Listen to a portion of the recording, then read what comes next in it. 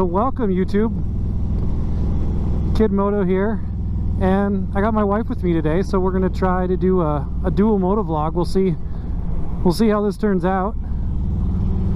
It's gonna be an interesting time. Doing my first dual motovlog setup. Shout out to Percy, being here now with Percy. If you don't know who he is, find him on YouTube, find him on Instagram.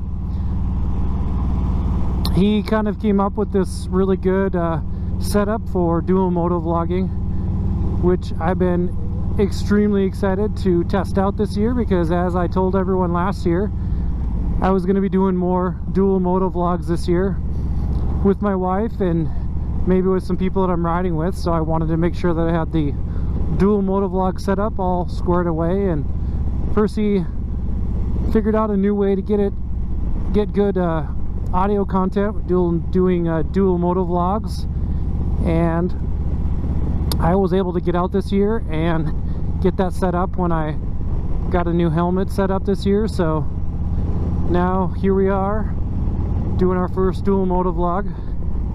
Not the most ideal day to get out and do it. It's, I don't know, maybe 45 degrees. Do you think about that, honey? Yeah, about 45. So, good to get some fresh air though. Yeah, for sure, right?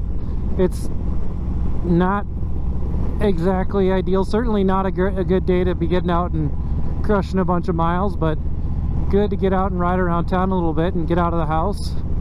I'm sure everybody's feeling that, wanting to get out and feel some fresh air and stop staring at the same walls in your house all day long.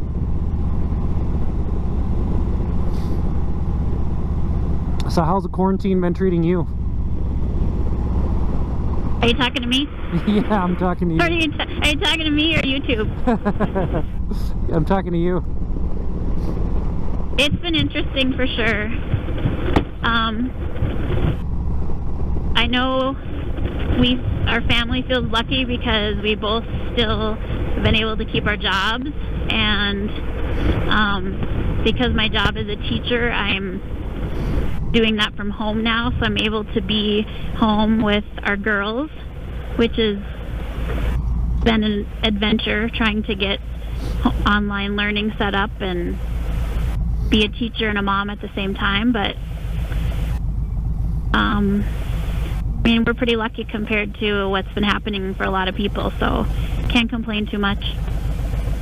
Yeah, I completely agree. It seems like you have to, as much as it's not comfortable right now, you kind of have to be grateful for the situation that we're in compared to some people who don't have jobs and who Right. are home, and you know, they're still being required to do the same thing for their kids, but you know, they're not working. So I think that's a lot more difficult for a lot of people.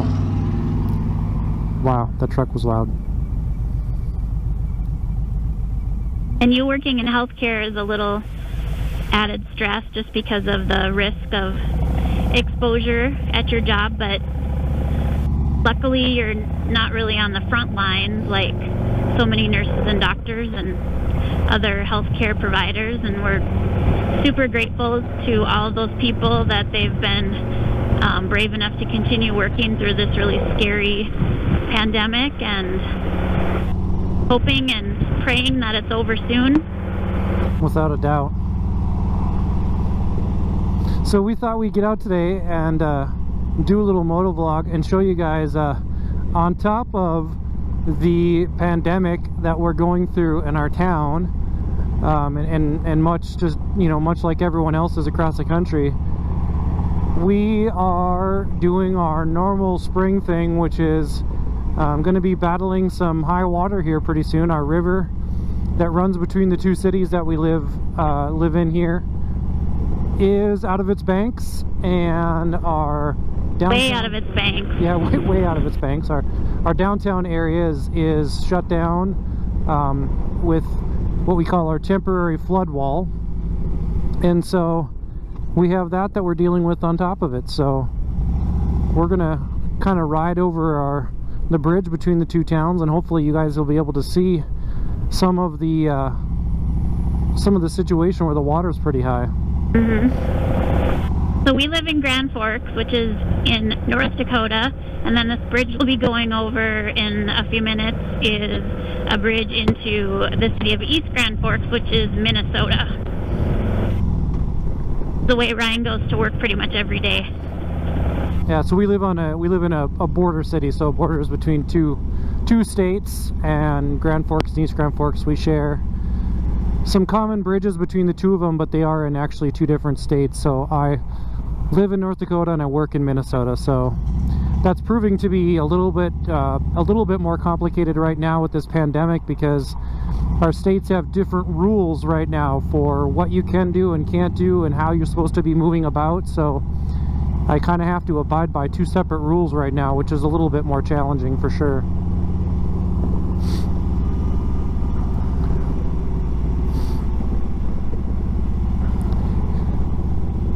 So we're coming up on, what's that? Is this the only bridge of the three that is still open right now?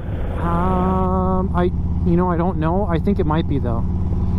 I don't know how much we're going to be able to see. So here you can see the water all the way up to the sidewalk here.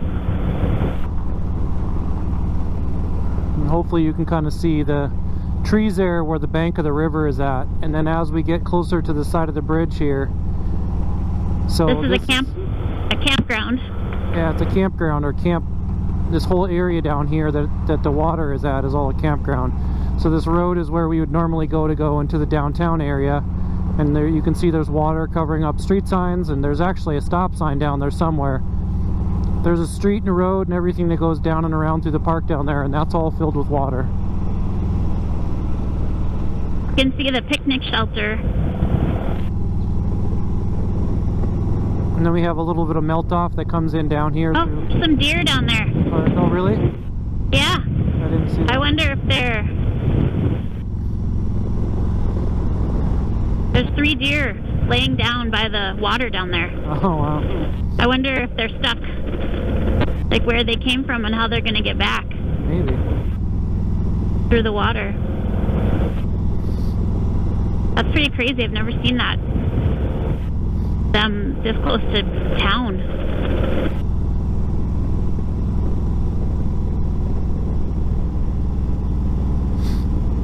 We'll check out some of the downtown area here, and you'll be able to see maybe see the temporary flood wall. Yep. So now we're in Minnesota, East Grand Forks.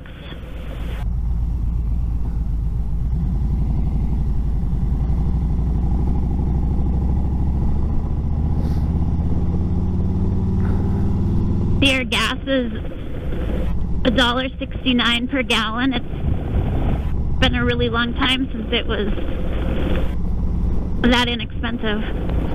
I've heard a couple of places on our 5 Dirty Bikers Discord are saying that they've seen gas prices at 99 cents. Wow. Down south some areas, so people are yet used to looking out for motorcyclists. That car was kind of not paying attention, I don't think. So there's a bridge close ahead sign. So there's another downtown bridge coming up down here, and you'll be able to kind of see some of the areas where it's all blocked off.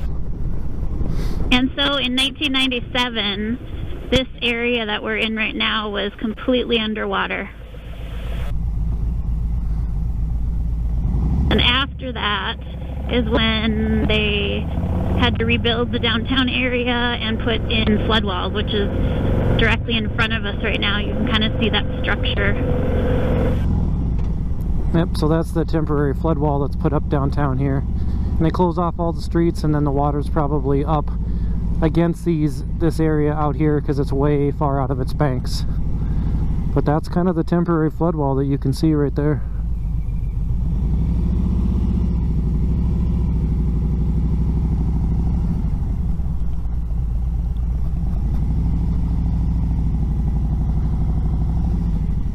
Park 6 feet away. Huh? Park 6 feet away. Right.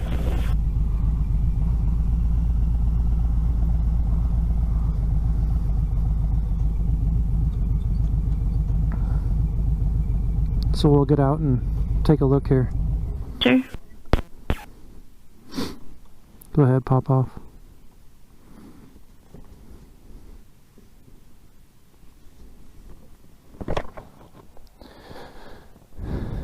Should we go take a look at it? Just pop your helmet open. There you go.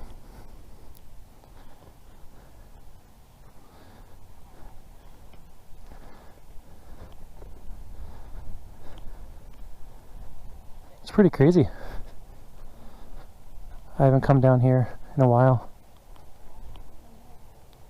I can't hear you. Can you hear me now? Yeah, there you go. You're gonna have to talk a little bit. Wow. Yeah, it's really high.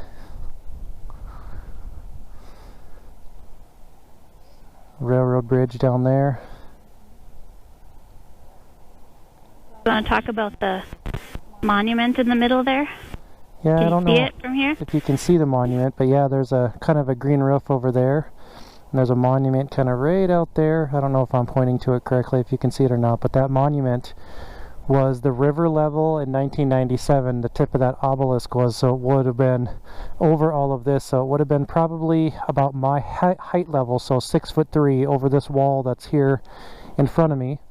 So it would have been up to that height and up over my head in this area that we were standing all the way through this downtown area. So you can kind of see that's a bridge right there that we use all the time to come downtown. The river is flowing over the streets down there and up to the road in some places, but the river is right up underneath that bridge, and in some places over it there and over it at the end over there. So this is not typically what we see this time of year. They almost always put up this flood wall, but we still have quite a bit of runoff and melting to go. So you can kind of see over there where the road is, and the stop sign there is actually a bike path that comes down through here. And then there's a parking lot over there. That parking lot now is all full of water, and there's a fountain over there that you can't see any of that right now, but it's very high. The tree line that you can kind of see over there is typically where the banks of the river are, so it goes down pretty far into where the banks of the river are over there. So that's what we're looking at right now.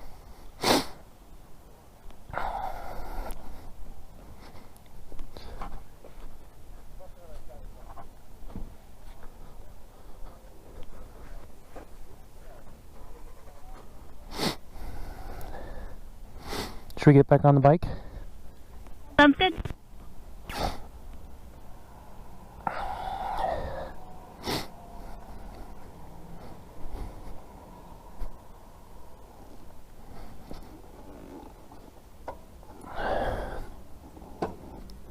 Go ahead.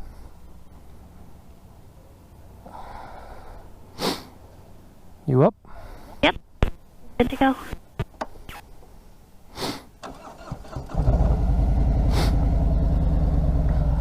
Curious if those deer will still be there on the way back. You might not be able to see them from this side of the road. Maybe not.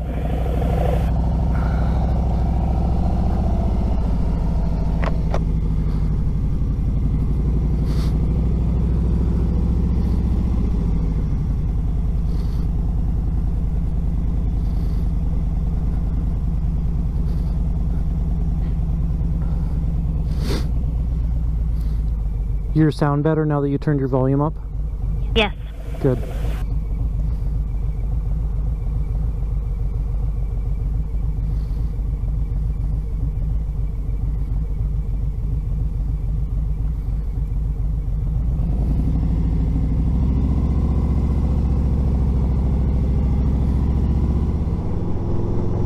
Okay, so when we go back over, the deer there was like a fence, a chain link fence that was down here, and they were laying down by where the water was, right by that fence. I don't know if we'll be able to see them from this side.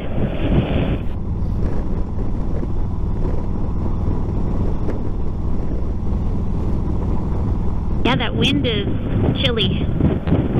Yeah, we might not be able to see them, so it would have been down. We won't be able to see them from this side.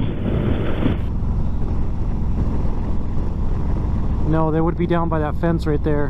Mm-hmm. Yeah, that's where they were. Can't see from over here, though. But what we can see is if I get in the other lane here, be able to see how high the river is on this side. Wow. And then this is the on-ramp for the road that comes underneath the overpass right here, and it's all the way up onto the road. So there's actually a road underneath that bridge right there, which brings you on to this road here to cross the bridge, but all of this area is all underwater now. I wonder if the Points Bridge is open still. No. That's been closed as well? Yeah, it would have water on the East Grand Forks side. For sure, because they always have, they always close a little bit because they get water on the low part of the bridge over, like, down in here. The water comes up and around and gets on the road. Sure.